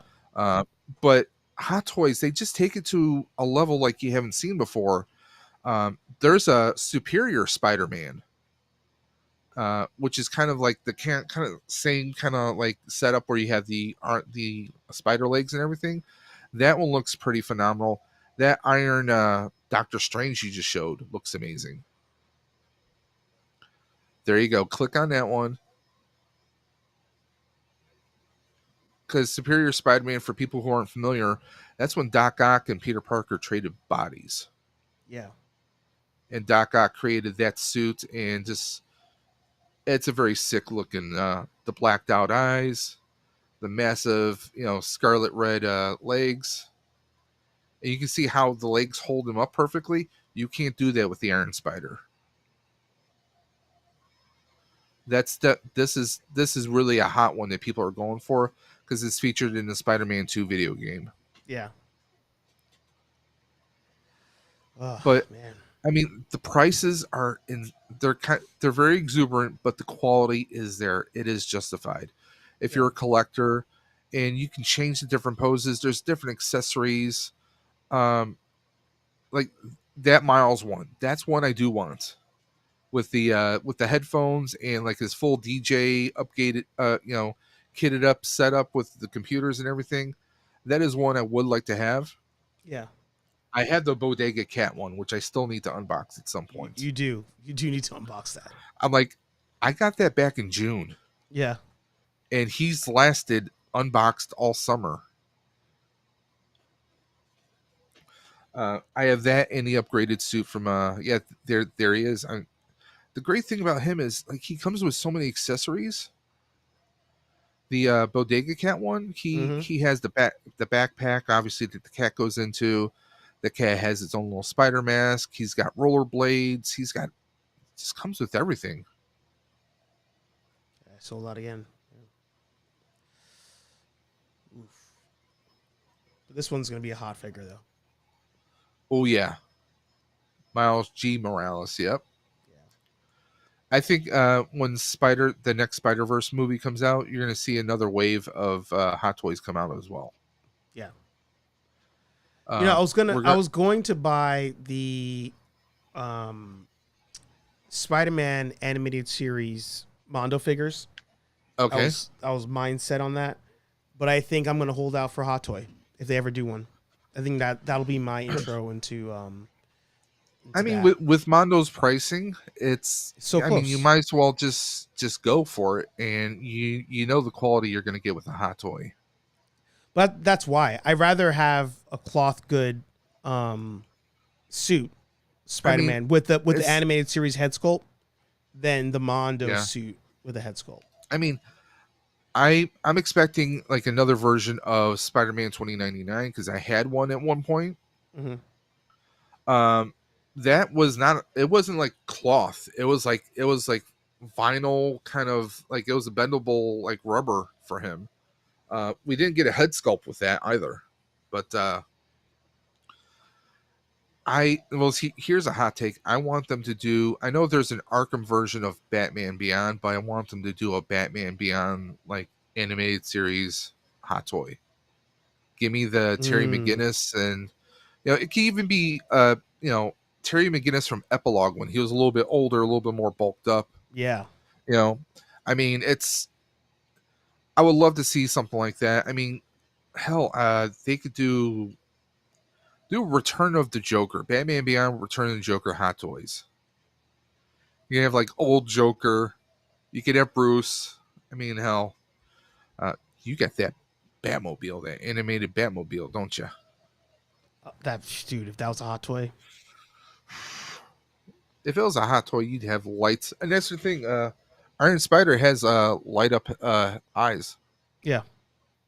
That's the thing. On some of those Hot Toys, little batteries, you put some batteries in there, it lights up, and it's just like, well, because doesn't Luke light up? The lightsaber, yeah. Yeah. I just don't have any batteries in it, But and I know some people who will skip putting batteries in there because they don't want to risk any kind of corrosion or anything like that. Yeah. And I get that, but like Hot Toys, they're just, once you have one in hand, it's Pandora's box. Yeah. I didn't realize I wasn't sharing my screen, guys. I'm sorry. Batman. Yeah. So this guy should be coming in the next couple weeks, and I am. Now, which one did you get? Did you get the deluxe, or do you just get No, I got just regular. So nothing wrong with that, because then you could or you could have someone make like your own custom Dio piece to even make it even more insane. Yeah, the gargoyle I think could be 3D printed. I think that easily. So, and then if I go old school, which it's funny to say it's old school now, I can out of foam make the brick stuff for him or like the cave and stuff. Yeah.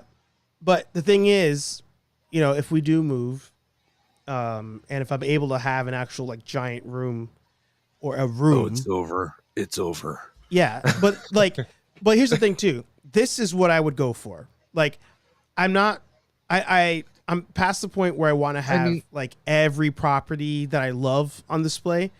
I want it to be like fewer things, but maybe for the big stuff like this, I want to have the computer. Like I want the computer, a little Dio display, computer, the wall.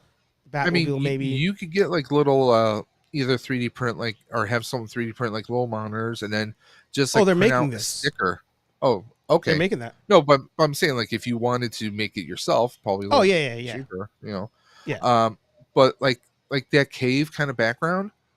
Oh, that's easy. Plaster and chicken wire. or screen wire, basically. Yeah. Not Yeah. chicken wire, but screen wire. Years ago, when I was a kid, my dad used to show me, because we had train tables, and he would show me how to make a mountain. Yep. And it's just simple plaster and, like screen mesh. Yeah. Easy. What were those? Are those flash from the movie or? Yeah. Yeah. Okay, never mind. Not interested. Yeah. I thought they pulled it. I thought they weren't coming out with this. I guess they continued. But all right. Well, Cringe Miller, as I call him. yeah. See, this I would like. If this was something up for like a trade, I would do that. Like if I went somewhere and somebody had a good deal on this, because like Dark Knight trilogy is not my favorite, but no, I'm a Christian Bale fan. Yeah, I mean, hell, you could easily, some people swap out the soft goods. You could easily change out that suit or use him as a American Psycho. Telling me. Yeah, I'm just saying. Yeah. Patrick Bateman. I saw somebody on YouTube. Someone posted a video on YouTube. They were at a con, and there was a guy doing a perfect Christian Bale American Psycho. Yeah. He was even dragging a body bag with The stuff. bag. I'm like, yeah. Dude was killing it, and he had the Huey Lewis sports CD in his jacket. I was like, bro's killing it. But my friend did Patrick one year for Halloween, and he had the coat, like the raincoat with all the blood on it and stuff. Yeah, it was great. Hot Toys, damn it. Yeah, I'm telling you, yeah, it's a problem. But before I have a Doctor Strange Hot Toy I still need to unbox. There you go. The one from No Way Home when he's doing the spell. Mm-hmm. Yeah, I still have to unbox him. I'm thinking of doing that tonight. Well, but before we end it, so that way you have time to do your unboxing. What are you printing behind you? What's on the printer today? Well, Mrs. Dimension is doing a Deadpool cosplay at Fan Expo. Mm-hmm. More of a casual one. She got like the Deadpool themes hoodie that actually goes over and it's like a mask and stuff. So nice. We're doing our cosplays this con very casual. Yep. With more comfort because Fan Expo Canada, there's not a whole lot of places you can sit down. Correct. Okay. And if we're going to be there all day, we want to be a bit more comfortable. So I'm printing her the gold guns. Nice. We had a damage with one of them because I already printed them, but one of them was damaged slightly. So I'm printing her a new one. So I'm just finishing up the barrels, and there's some special glue that we use to bond out all the pieces together. Like it's a 2-part chemical thing. You brush it with one, and on the other part, you spray it. And when the two chemicals connect, it's like an instant bond. So we got that, and then she's going to be all set because I 3D printed her holsters and 2 gold Desert Eagles as seen in the movie. On the front of the barrel even says, "Smile, wait for the flash."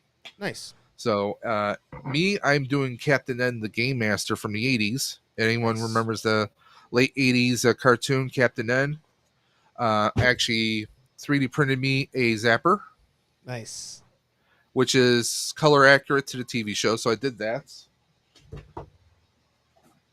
And you got to have the belt buckle. Yep. And these weren't separate pieces. This is one solid piece printed off my printer. So mine is just going to be blue jeans. I'm not doing the varsity jacket because I would be sweating my butt off like there's no tomorrow. Yep. So I have a pair of jeans. I bought a red hoodie, and we cut the sleeves off. Good. So I have a long, large yellow T-shirt, and it's going to be me wearing the hoodie, and I do have the N on it. Nice. And then I'm wearing this stuff, so I'm going to be very relaxed, and very easy for me to get down on the floor and sit down, which a lot of people tend to do at the con. Mm-hmm. And I got my red backpack I'm bringing with me, which is a very large backpack where you can put so much stuff in there because I do plan on buying stuff there. Great Scott asked, what printer are you using for this? Oh, I have. I used to have a Ender 3 Max, which I can never properly level. I'm actually using the Bamboo Labs P1P. I got this a couple months, I want to say maybe around April, May of this year. One of my wife's coworkers has the same printer, and I went ahead and we got this. I have it on a payment plan, but then she gave me some money to get the AMS, which allows me to do multicolor printing. Oh. So it sits right on top of my printer, and I have four different spools of filament in it. So it allows an idiot like me, a novice, if you will, A novice. to start printing right out of the box. Like literally, you get it, you remove like 3 screws, you connect the filament to it, you turn it on, and it auto levels itself. Oh. There's an app I have on my phone. I was monitoring a print while I was at work. I can pause a print. I can start a print remotely. He says Bamboo makes nice stuff. They really do. And who knows, maybe if I get, set aside some money down the line, maybe I'll get a second AMS, because then I can use 4 different colors at once for even more complex stuff. It's addicting, man. Yeah. I've been watching. It's addicting, but it's fun. Shit. What's the guy's name? I'm drawing a blank. I mean, I've been watching a lot of print videos now, and between you and Great Scott, I'm just like, yeah, I am planning on doing a full proton pack. I mean, it's going to take me a while. Yeah. And I'm such a novice. I think it should be fun to watch me screw up all the time. So, but I mean, I do plan on building a few proton packs. The first one I'm going to do is I'm going to rebuild my Back to the Future pack. Yeah. But this time, even better. No, because I talked to one person who does some lights, who does a light kit, and he told me he can do any color lights for the cyclotron. Oh. So I can choose blue lights for the cyclotron instead of red, or if I do want to do an Evil Dead proton pack, so I could get red lights, or rather green lights on the inside, because I plan to do like a red pack with that connects to the chainsaw is going to be also the Neutrona one at the same time. Yep. So I got some crazy plans in the works. So yeah, I love this printer. I mean, it's a godsend. And the thing is, it's wireless. So I have the software on the computer. I download the STL files. I set it in there, set my supports. It runs its own little program. It goes to the G code and tells me if there's any errors, if things are too close to each other. It lets me know all that stuff. I go ahead. I hit the print. It downloads the file into the printer wirelessly, and then it starts going. It levels itself every single time. There you go. Anyone can 3D print with one of those, man. I'm curious. Anybody. I'm curious to see what this does long term, and if toy companies are already thinking about this. Like, how do we get ahead of the curve on selling stuff that 3D printers can make at home and we could still make a profit? I am curious to see where that goes. I mean, there's people offering services like, oh, if you have a picture, send us the picture. We can digitize that into a 3D STL file, and you can download it, and then you can print. So, I mean, selfie series. Yeah. I mean, if you have the patience and the coordination to, like, hand paint a head sculpt of yourself and turn yourself into an action figure, I mean, 3D printing is... And I always tell people, if you're looking at a printer right now, you could pull the trigger right now, or you could wait a year or two for the next better version to come out. Yeah. Because 3D printing, it's blowing up because people are turning this into a business, or it's an amazing hobby. A buddy of mine has like 5 of them in his house right now.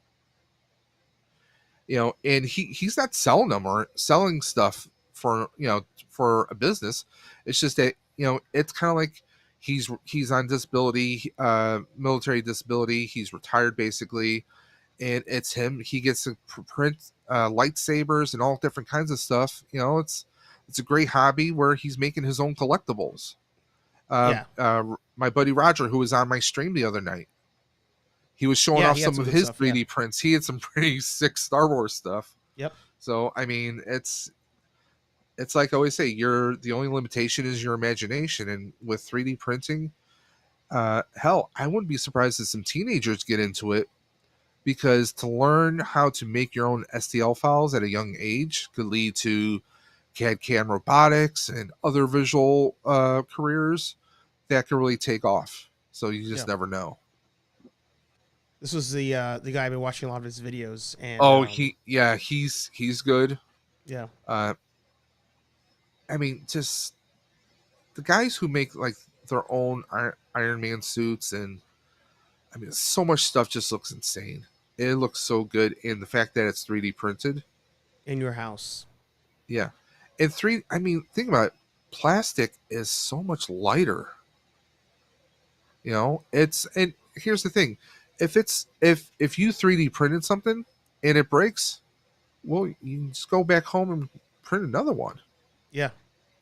I mean, yeah, it can be very painstaking, sanding it down, doing the different grades of sandpaper until you get the right smoothness. And sometimes, like, I tried using some of this stuff. I might try some other stuff. There's sandable automotive primer. You sand this, you spray this, and it basically makes things makes 3D prints easier to sand down. At least that's what I've kind of been using on and off. But I mean, hell, look at Millennium Workshop. Some of the stuff that he's made. Yeah. I keep saying as we wrap. I'm gonna say it one last time as we wrap. I'll show you. Finally, I was thinking about this the other day as I was watching one of those videos. So this was my first true cosplay for a con that I made. Okay. And it's funny, just like Miles Morales, I feel like Marvel stole my story to make Miles Morales. I made this Red Hood cosplay before this hooded mask Red Hood was a thing. This was 2016. Mm-hmm. And I was like, man, it's so old school now to like make a chess piece like this out of foam. Like nobody I feel like nobody does that anymore. It's all 3D. No, they're Odin makes. Odin, he does a lot of stuff out of foam still. Yeah. And he makes it look so friggin' easy. Yeah. That's what kills me. Like he's been doing a proton pack build for quite a long time. Yeah, now. For a long time, yeah. But like he makes some of the stuff look so easy, and it makes you want to get into it. But now that I can 3D print stuff, I mean that like this one guy, he was showing the P1P or the P1S, and he showed he was like, well, I ran this test on multiple types of printers. They were Red Hood guns. And it's like, yeah, you can if you're doing one solid piece, sometimes you can just print one gun as a solid piece on one print. Yeah. It might take 8 hours, but yeah, you can get yourself done. Yeah. You know what I'm waiting to see as an action figure? Anthony's Casey Jones mask. I'm waiting for someone to come up with like kind of like a almost like a weather worn, like battle worn kind of a metallic looking helmet. Because the only thing close was remember the animated Ninja Turtle movies, TMNT? Yeah. With Sarah Michelle Gellar and Chris Evans. 2000... Chris Evans was Casey Jones. 2003. It might have been. Towards the end, like before they go into battle, she gives him a like stainless steel kind of polished up mask, and I'm like, that would be badass to see that in real life. And of course, Anthony has the weathered one, and I love anything that's weathered. Yeah. That was an enjoyable movie. Actually, it's a good movie. Yeah. Patrick Stewart's the bad guy. Yep. Then he kind of turns good. Yeah, towards the end. Yeah. Well, Patrick Stewart. That's how it is, man. You look at your pictures from the old school, and you're like, wow, like I was young. Back in my 2 or 3 years ago, I looked really great. I got to work back on that. Same. Well, Dave, I appreciate you joining the stream tonight. Yes, sir. Good time as always. Before we end up And I think if wrapping- I see Crow, I will do a review, and we'll see what I think of it. You should definitely review Crow. Good let me or bad? refresh. I'm going to refresh real quick to see if the scores have changed at all on this movie. Are they worse? I had to go back to like the main screen. What did you say before? 12%? Oh, 19. 13. Up to 19, yeah. Okay. Yeah. I'm sure by the end of the weekend, you know. Hold a nice 25. Friends of people at Lionsgate will help it get to like 25%. I was going to say 36, 38 maybe. You know, it's just like people who buy viewers. Yeah. I'm sure they have bots for movie critics. Come on. Yeah. Well, that's a wrap. That's a show. Still TBD on Nerdy Coffee. I got to figure that out. But HeyArcher Live remains Thursday nights, 8:15-ish p.m. I was good today, 8:16. I wasn't too bad. Yeah, you're who are you? I mean, last week and now this week, it's like, who are you? Or is it married life that has now got you on lockdown? You know, you go on a whirlwind trip, and now it's like you have a better sense of time, and then just wait until daylight savings. It's all going to go to crap. Yeah. Well, you know, it is funny. You know, we're talking about the Acolyte today, and we were at the filming location of the Acolyte on the honeymoon by accident. So that ended up working out. By accident? Yeah, people don't believe me. Nice. When everybody's like, oh, you probably dragged her there, and we're like, oh, I had no idea. She's the one that identified it and was like, oh, I feel like this is out of Star Wars. And then that's when we were talking to somebody, and they're like, oh, did you know they filmed Star Wars over there? So yeah. Buddy of mine is it's on her. Buddy of mine is on a cruise with him and his wife. They're like, they hit France. I think they're in Spain now, and they're doing that whole Virgin Cruise Line stuff, and they're sending us pictures. I'm like, you suck. Yeah, some amazing stuff. Just like, you finished your red beverage? I was refilling it multiple times. So okay, yeah, there you go. Down to the cherries. Well, moral of the story is buy a 3D printer. 3 zeros are worth the price. Hot toys are still better, and make McFarlane great again. Those are the key points of today's episode. More vampires. Yeah, more vampires. I don't remember if I drum rolled today at the end of the intro. I'll have to watch the replay to see. Make sure the streak remains alive. But yeah, HeyArcher Live every Thursday, 8:15-ish p.m. here on Nerd Affiliated. Thank you to the legendary DavesDimension for joining the stream today. Check out Dave every Tuesday, 8 p.m. I'm going to put it in existence, even if you're not sure if you're going to keep doing it. But I'm going to... TNT, Tuesday Night Talks. There you go. Anyone and everyone is welcome to join. You just have to message me on Instagram at Daves_Dimension or email me at DavesDimension78@gmail.com. There you go. You have a channel, Twitch, a Kick. You got an Etsy store, anything you want to promote. You got a fundraiser going on. In fact, there's a really awesome initiative happening this weekend with Mython to Python from that Instagram group that we're in with Hella Toys. They're doing a great cancer fundraiser this weekend. So look them up on YouTube and check them out, guys. Great cause. There you go. Support each other. That's what we do here in the toy community. Like, comment, subscribe, and we'll talk to all you nerds in the next video. But I'll let Dave actually say his famous line. You don't have the clip queued up, do you? I don't. I'm blanking for a second. What do I say? Jeez. This kind of day I'm having. I could say it. I'm still blanking.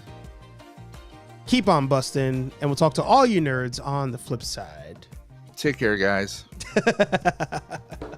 I blanked. Whoa, I hit the wrong button. See? Messed me up.